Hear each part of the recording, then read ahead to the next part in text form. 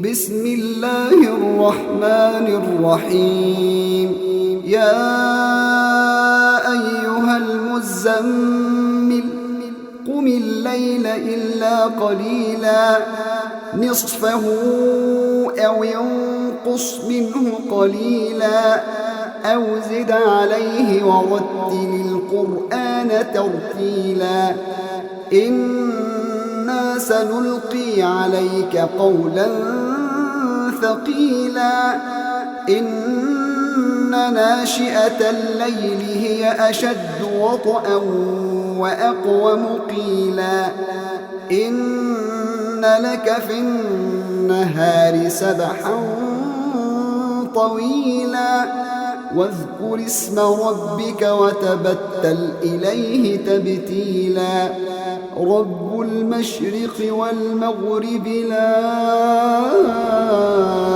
إله إلا هو فاتخذه وكيلا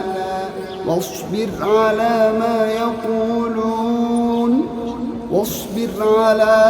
يقولون واهجرهم هجرا جميلا وذرني والمكذبين أولي النعمة ومهلهم قليلا إن لدينا أنكالا وجحيما وطعاما ذا غصة وعذابا أليما يوم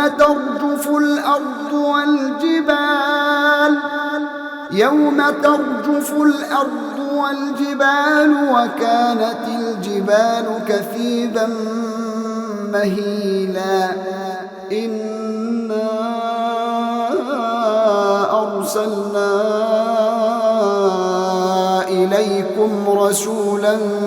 شاهدا عليكم كما أرسلنا إلى فرعون رسولا فعصى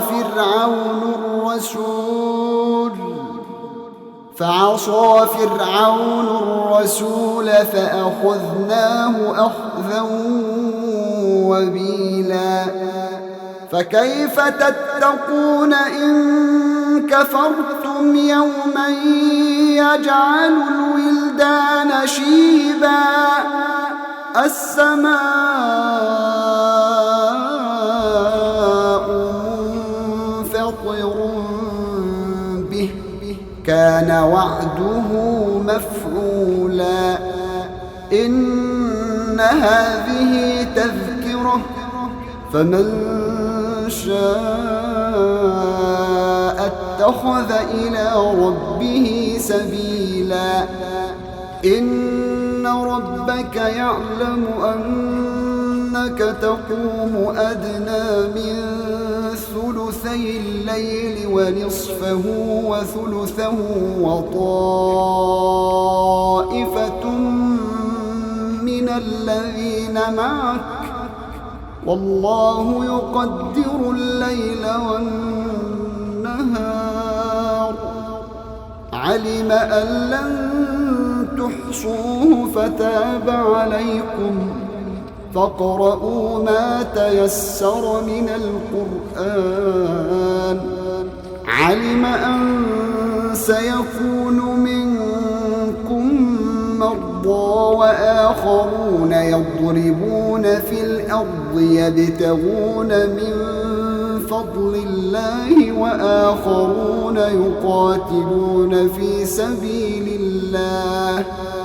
فاقرؤوا ما تيسر منه وأقيموا الصلاة وآتوا الزكاة وأقرضوا الله قرضا حسنا وما تقدموا لأنفسكم من خير تجدوه عند الله هو خيرا وأعظم أجرا واستغفروا الله إن الله غفور رحيم